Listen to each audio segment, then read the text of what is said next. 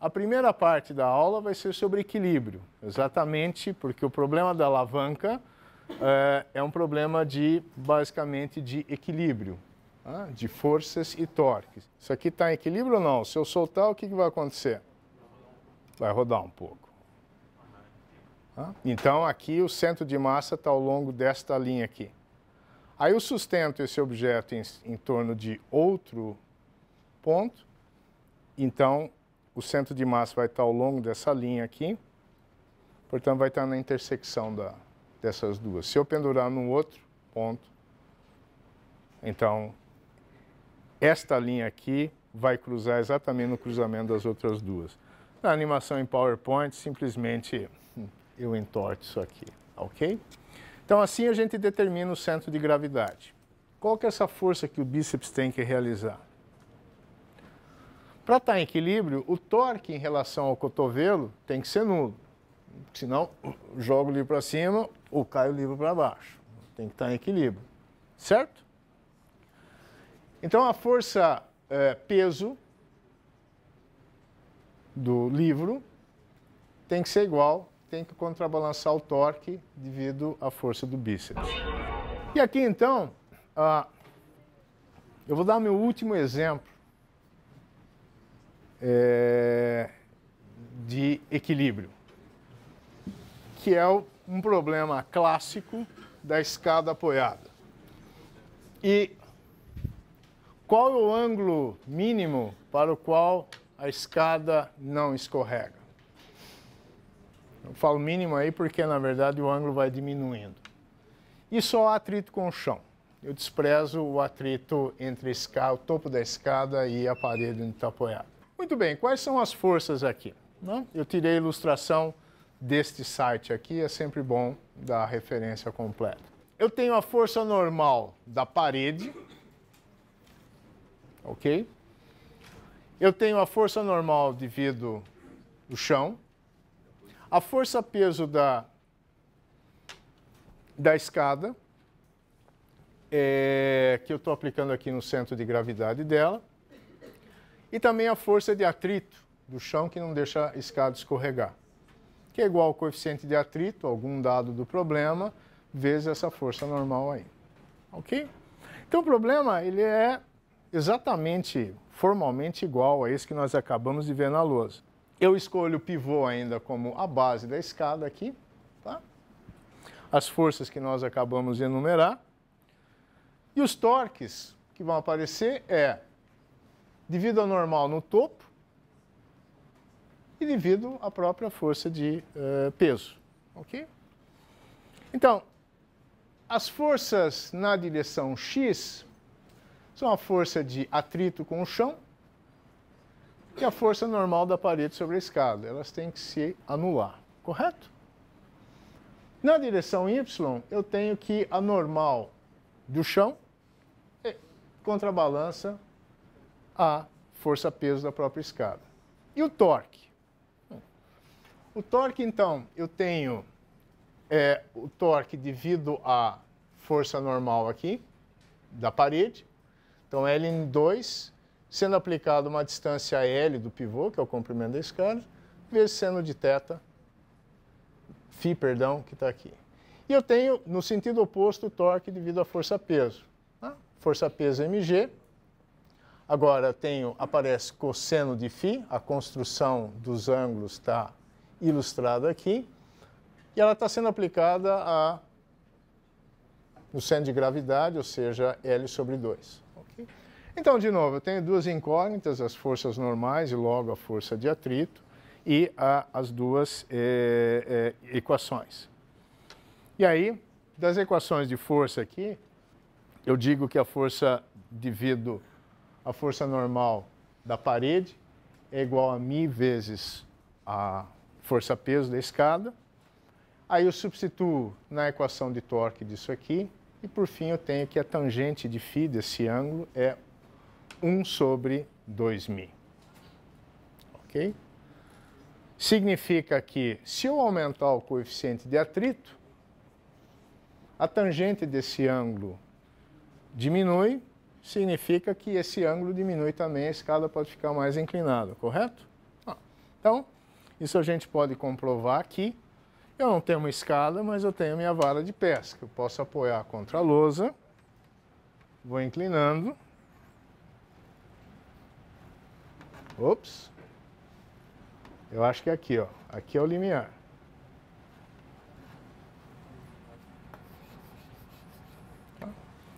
Isso tem a ver, obviamente que tem atrito entre a lousa e a vara, não tem essa simplificação do problema, mas basicamente, ó, desviei um pouco entre esses dois aqui. Significa que se eu conseguir aumentar o coeficiente de atrito da vara com o chão, eu posso diminuir esse ângulo. Isso é simples, porque basta eu pegar uma superfície que vai me dar um coeficiente de atrito maior, como por exemplo o plástico aqui, ó, e eu posso baixar bem isso aqui, ó.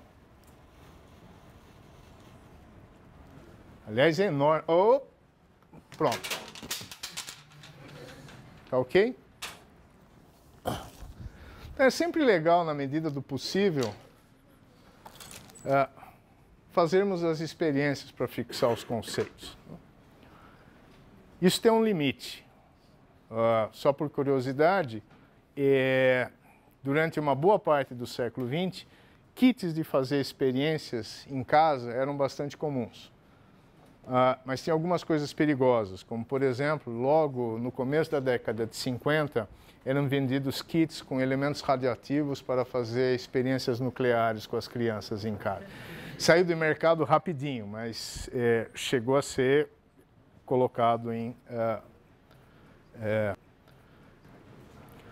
perigo uma série de crianças, hoje eventualmente adultos, nos Estados Unidos. Desafio para vocês. Quero que vocês pensem nesse problema. O que acontece se eu colocar uma pessoa subindo essa escada, ou um peso, uma massa pendurado na minha vara de pesca aqui? E ele está exatamente no ângulo limiar. Esse sujeito, se subir na escada, ele cai, a escada escorrega, não. Se ele pode subir um pouco, qual que é a posição que ele, até que degrau que ele tem que subir para que daí a escada caia ou continue de pé. Então, pensem no problema. A solução é exatamente igual ao que nós resolvemos, só que aí eu vou ter que colocar uma força-peso a mais, que é a pessoa subindo na escada, e um torque a mais, que é o torque devido à força-peso dele. Tá ok? E aqui, alguns experimentos virtuais que a gente pode fazer em casa também. Daquele site do programa PHET da Universidade do Colorado. Ok?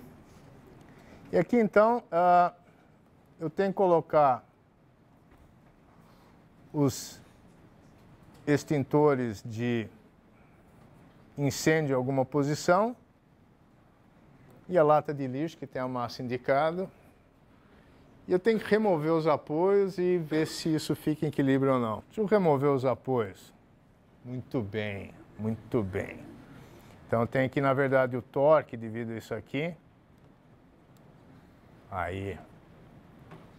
Veja que eu só tenho uma massa de 5 kg na extremidade aqui da prancha e uma de 5 kg mais para dentro. Então eu tenho que pensar nos dois, na soma desses dois torques e equilibrar com isso aqui. Eu não sei se eu vou conseguir.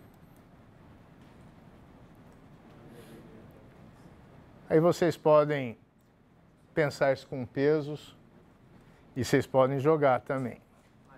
Como nós somos já, pelo menos, estudantes universitários, a gente vai para o nível mais difícil, correto?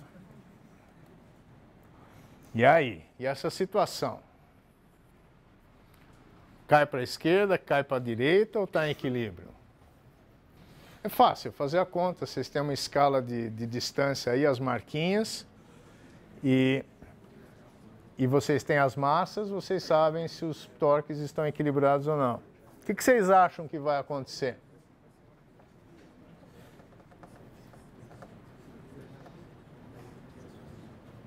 Alguém vai ter que me dar uma resposta, mesmo que ela seja errada. Vai para a esquerda. Essa aqui. Muito bem. Tá? E assim vocês podem continuar jogando com isso aqui. Aí vamos dar um prosseguimento ao outro tema da aula. Esse também é um experimento que vocês podem fazer em casa. Um prego fixo. E daí vocês têm um prego na horizontal, com vários pregos assim no sentido transversal para a esquerda, outros para a direita, coloca um prego por cima, isso aí fica em equilíbrio, sem nenhuma cola, sem nenhum artifício. Esse link aqui dá o site onde está o filme de alguém montando essa estrutura aqui. Agora a segunda parte da aula é sobre resistência, propriedades mecânicas desses corpos rígidos, que na verdade não são tão rígidos assim. Eles podem esticar, nós podemos esticar as ligações químicas entre os átomos que compõem aquele corpo, ok? Ele pode romper. E o interessante é que vocês devem se lembrar do nosso personagem, aliás, um personagem real, um físico de origem austríaco que trabalhou nos Estados Unidos, o Fritz Zwicky, que foi o primeiro a sugerir a hipótese da matéria escura. Um pouco antes disso, também já trabalhando no Caltech, ele se preocupava com o tema dessa aula, na verdade, que são as imperfeições nos cristais.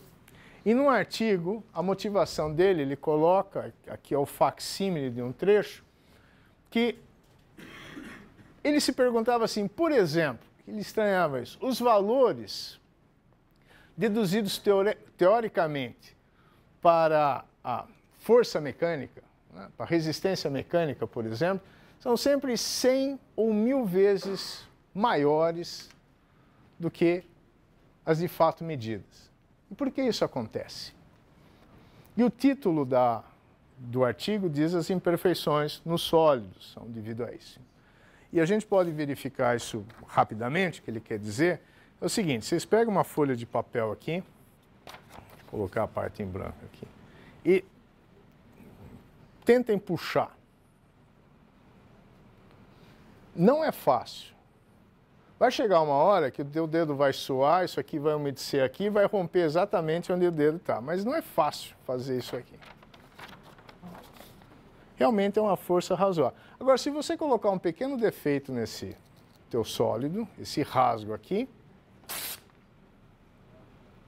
tá? Então, esse resultado que ele chama de teórico é a folha perfeita.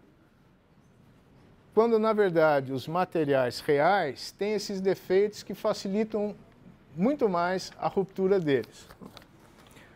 Para nós termos uma ideia desse valor teórico, eu vou voltar ao vestibular da Unicamp 10 anos atrás, o vestibular de 2002. A pergunta é simples, mas uma resposta muito interessante. Ó. Os átomos que constituem os sólidos estão ligados entre si por forças interatômicas. Ok. O trabalho necessário para arrancar um átomo de uma barra de ouro é de aproximadamente 3,75 elétron-volt. Um elétron-volt é 1,6 vezes 10 a menos 19 joules. Atualmente é possível arrancar do metal um único átomo. Palavra-chave, nanociência. Esse átomo desliga-se dos outros quando é puxado a 4 vezes 10 a menos 10 metros, 4 angstroms acima da superfície da barra. Quando eu separo esse átomo a essa distância, ele deixa de ter uma ligação química com os outros. Né? Então, considere aqui um valor aproximado para o elétron-volt. E a questão está dividida em 2 itens. Primeiro, calcule a força necessária para arrancar um único átomo de ouro da barra. Ok? Então, trabalho é força vezes distância, o trabalho é dado, a distância também, então a força é o trabalho dividido pela distância, dá 1,5 vezes 10 elevado a menos 9 newtons. É da ordem de nanonewton, a força necessária para arrancar um único átomo. Ok. Agora, uma seção, segundo item, uma seção transversal da barra de ouro tem aproximadamente 1,6 vezes 10 a 15 átomos por centímetro quadrado. Ok? Calcule a força necessária para romper uma barra de ouro com uma área transversal de 2 centímetros quadrados.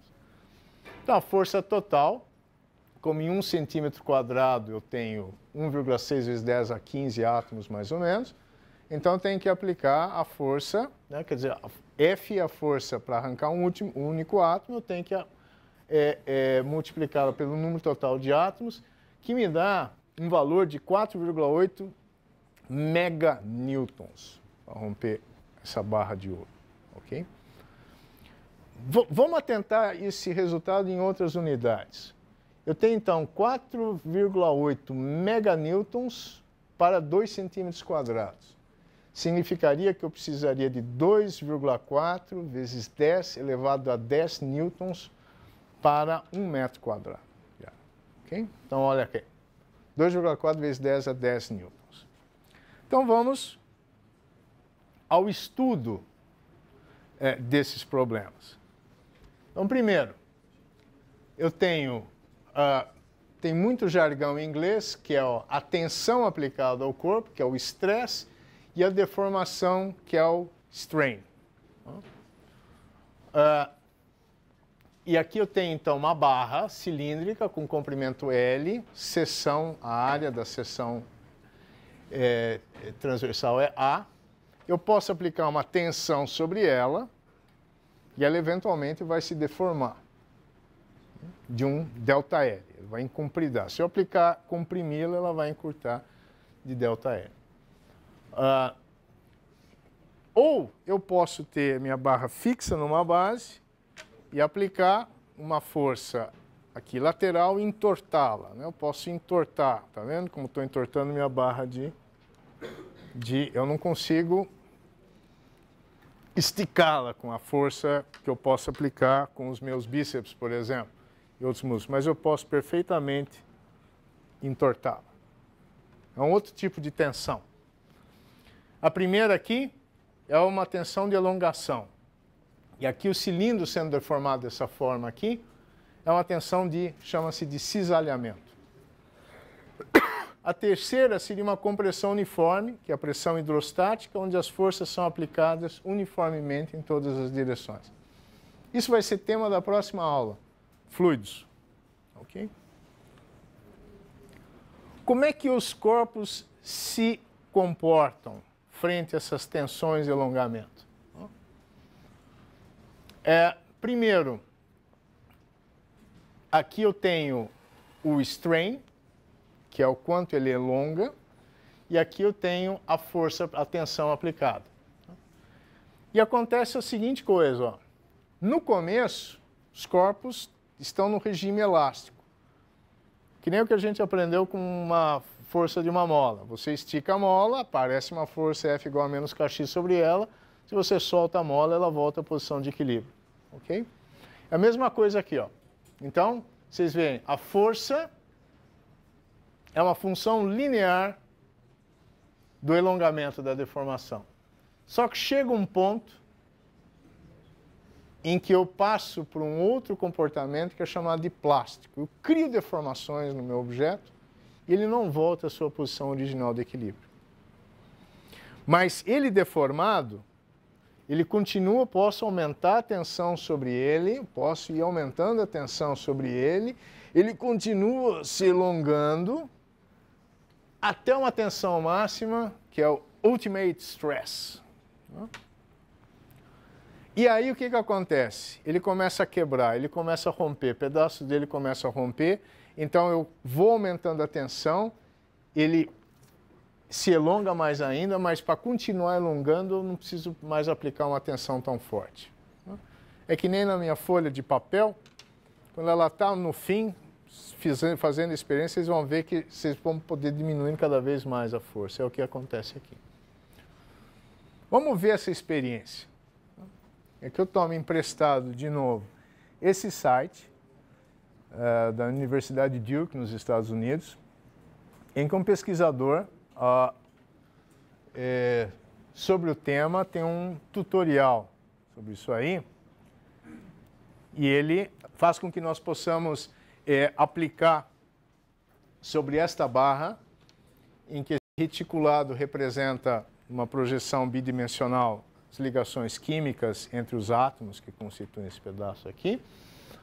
E nós vamos aqui, temos um gráfico. O de baixo tem um fundo um pouco ruim, mas o de cima a gente pode ver que é tensão em função do elongamento. E a gente vai aumentando a tensão. E aí aplicamos uma tensão. Ok? E vocês veem que elongou, portanto, a distância entre os átomos se modificou assim. Eu vou aumentar essa tensão. Mais. Olha aí. Mais. Vocês percebem que o comportamento é linear?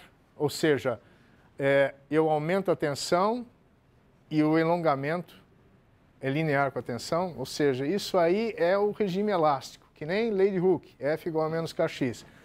Se eu agora diminuir essa tensão,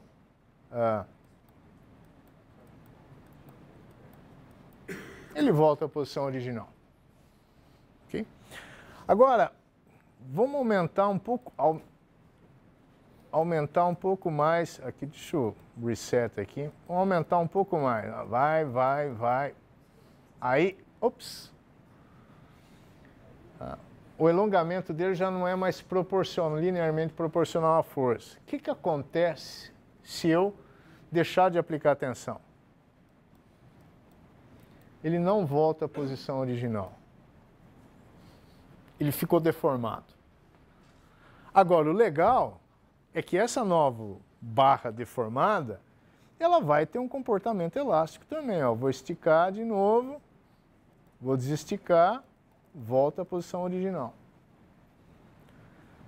Se eu, na verdade, aumentar muito, olha aí, ó, essa deformação passa a ser muito grande, chega um ponto que eu chego nessa tensão máxima possível, e aí ele começa a romper. Pá, break. Ok? Então, qualitativamente, essa experiência é um pouco mais difícil de ser feita em sala de aula. E é isso que está ilustrado aqui. Eu posso aumentar a tensão, aqui eu estou no regime elástico, começa a deformação, e aqui, se eu chegar até aqui e baixar a carga, eu tenho um novo regime elástico do meu corpo original já deformado. Okay? Números para tensão de deformação. Eu tenho, então, ΔL, que é o elongamento, normalizado pelo comprimento L da barra. A tensão, que é a força aplicada normalizada pela área. Então, na verdade, é como se fosse uma pressão, tem unidade de pressão. E, da mesma forma que eu tenho a expressão F igual a menos kx, a força da mola no regime elástico, o que faz, às vezes, dessa constante de mola, essa constante de proporcionalidade entre a tensão e o elongamento, a gente chama de módulo de Young, que é simplesmente definido como esta tensão dividido pelo elongamento normalizado. Então, veja só, temos aqui alguns materiais, com aço, alumínio, vidro, concreto, madeira, ossos, poliestireno, as respectivas densidades, o módulo de Young, você veja que ele é altíssimo, né? Para o aço é de 200 vezes 10 a nona newtons por metro quadrado, mas isso é a inclinação dessa reta aqui. É enorme mesmo. Agora vamos ver o Ultimate Strength, essa tensão máxima que o aço pode suportar. Ele é de 400 meganewtons por metro quadrado. Aí então eu chamo a atenção para vocês desse resultado e os questionamentos do nosso velho amigo Fritz Zwicky. Porque a solução do vestibular para o ouro, né, é de 2,4 vezes 10 a décima newtons por metro quadrado. E o resultado, a tensão máxima para o aço, varia um pouco dependendo da liga, mas é em torno aqui, ó, de 4 vezes 10 a 8 newtons onde existe um M, leia-se N, né, por metro quadrado. Vocês veem que é aproximadamente 2 ordens de grandeza menor que exatamente aquela motivação que aparece no artigo de 1929 do nosso amigo Fritz Zwicky, e com nossos elementos aqui em sala a gente pôde entender isso um pouco melhor. A tensão de cisalhamento, ela é definida de uma forma parecida. Então, eu tenho um bloco aqui, uma barra com a área A da seção reta aqui, comprimento L, eu aplico uma força de cisalhamento aqui. Então, essa força dividida por essa área, ela é proporcional a esse deslocamento ΔX normalizado pelo comprimento, e essa constante é constante aí do módulo de cisalhamento. O interessante é que esse módulo de cisalhamento, ele é muito menor que o módulo de Young de alongamento. Tanto é que nesta vara aqui eu posso fazer a força que eu quiser, que eu não sinto que eu estou alongando ela. E quando que entortá-la, é razoavelmente simples. Significa que o módulo de cisalhamento é bem menor que o módulo de Young. Experimentos feitos, por exemplo, para ossos. Então, ossos podem sofrer tensões de compressão, de tensão, de alongamento e também de torção. Torção, isso aqui é o pior que pode acontecer. Mas existem alguns estudos, as referências estão aqui, tá? Por exemplo, de qual a tensão que eu posso aplicar em função de uma elongação, por exemplo, aqui é de alongamento, perdão. Então, para um homem saudável, com 21 anos de idade, uma mulher de 65 anos com osteoartrítica e uma mulher de 80 anos com osteoporose. Então, vocês veem que, de fato, a resistência desses... E tentar estudar essas doenças implica nesses testes mecânicos, em fazer esses testes mecânicos também. Ok? E um exemplo simples do que acontece numa torção, a gente pode pegar como corpo de prova um giz. Esses alongamentos, na verdade, são pequenos, tá? Então, a gente não percebe olho nu, mas isso aqui eu consigo romper. Agora, se eu torcer, é mais fácil de rompê-los, e tem essa coisa que parece uma escala em espiral aqui, que é o que a tensão de cisalhamento provoca. Uma pergunta que me ocorre é a seguinte: parece simples você alongar um negócio, você vai aumentando essa força e vai vendo o quanto que se deforma até a ruptura, e você monta um gráfico desse. E a inclinação na parte elástica vai te dar um módulo de Young. Como é que nós medimos a tensão ou o módulo de cisalhamento? É um pouquinho mais engenhoso. E aqui, por exemplo, nós temos para o aço o módulo de Young, devido à tensão as tensões de alongamento, que é de 2 vezes 10 a 11 newtons por metro quadrado, é maior do que o Ultimate Strength ali.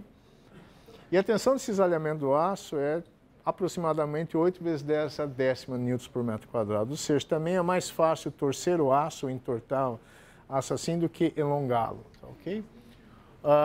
E, em geral, sim, é mais fácil torcer do que esticar.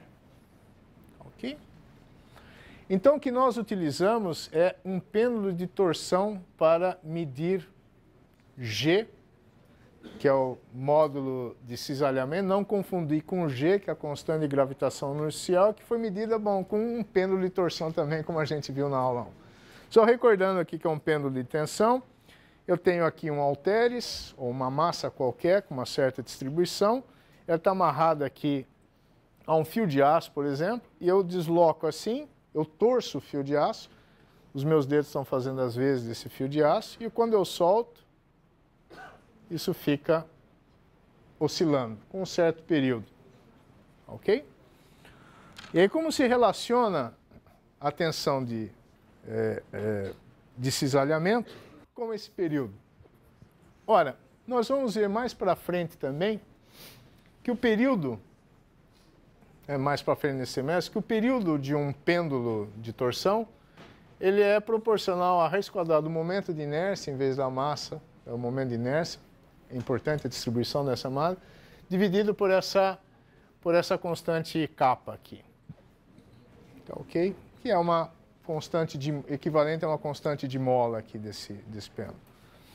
E essa constante aqui, relacionada com o período, que é o MES, momento de inércia eu tenho, ela é igual à constante ao módulo de cisalhamento vezes fatores geométricos do meu pêndulo que eu conheço, que eu posso medir de maneira diferente, tá, ok? Um detalhamento disso vocês podem encontrar nesse link aqui, ok? Está em inglês. Mas isso em inglês é uma necessidade cada vez maior que nós temos hoje em dia, não? Muito bem. Eu acho que vocês fazem esse experimento em F229, que é a disciplina experimental que acompanha essa disciplina teórica aqui. E aí, como um exemplo quase final, tem um material maravilhoso, que é o fio de teia de aranha. Evidentemente que existem aranhas que não tecem teias, né? E entre todas as espécies que tecem teias, há diferenças entre cada fio, uma impressão digital de uma espécie de cada aranha. Eu peguei gráficos aqui não muito bonitos, mas eu queria apresentar gráficos de um artigo técnico-científico, cuja referência está aqui. E o fantástico é que, veja só, você tem aqui a deformação em função da tensão. Aqui eu tenho diferentes amostras aqui, diferentes fios de teia de aranha. Tem esse regime elástico aqui. Ele começa a deformar, mas aí eu posso aumentar a tensão e ela se estica sem romper, que é uma coisa admirável. Aliás, a produção sintética de um material equivalente é um dos desafios da nanotecnologia. Dois pontos que eu quero chamar a atenção aqui. Um deles é esse valor aqui, olha só. É o estresse em megapascal, ou seja, milhões de newtons por metro quadrado, 1.500. Vocês lembram quanto que era o ultimate strength, né, a tensão máxima do aço? 400 mega. Então, na verdade, esse fio de teia de aranha tem uma resistência maior do que o do aço. E estiga muito mais, é super flexível. O outro ponto que eu queria chamar a atenção, eu fiz a animação errada aqui.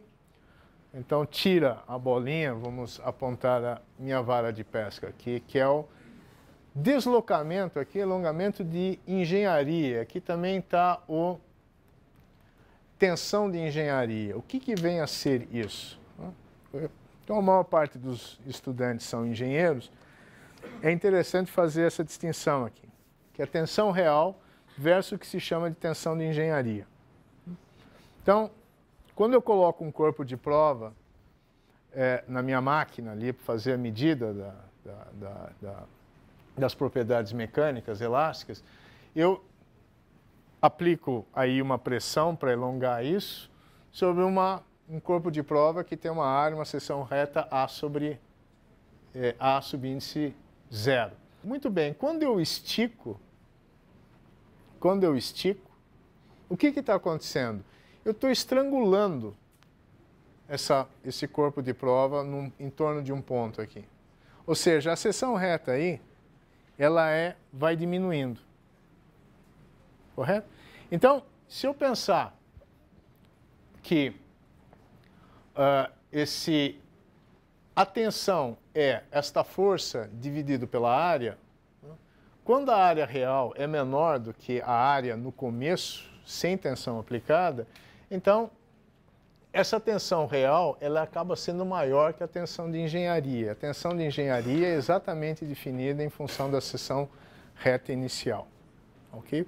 Por quê? Porque é difícil ter aí um controle sobre essa área. Tem que ser medidas muito sofisticadas para ver como é que vai se deformando esse corpo. Então, por isso que no regime elástico, quando essa barra não se deforma, ambas tensões, real e de engenharia, são as mesmas, mas na região de deformação plástica chega uma hora que sim, a tensão real, porque aí eu já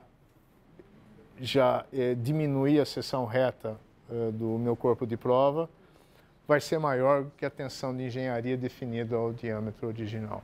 Ok? Então, eu queria dar ainda esse detalhe. E o link para a próxima aula é exatamente algumas propriedades que nós vimos hoje. Uma tensão que, na verdade, é a pressão hidrostática, que é uniforme em todos os sentidos, que nós não discutimos, que também ela é definida como temos o módulo de Young para tensão de alongamento, o módulo de cisalhamento para tensões de cisalhamento. Para essa pressão hidrostática, nós temos o módulo volumétrico também, que define o comportamento de materiais a essas pressões hidrostáticas. E lembrando que fluidos são a classe bastante especial, porque elas não resistem a tensões de cisalhamento. Uma definição de fluidos que vocês já ouviram muito é que um fluido ocupa o recipiente, o volume total do recipiente que está contendo esse fluido. Isso é porque ele não resiste a tensões de cisalhamento. Tá ok? Então, obrigado pela atenção de vocês hoje.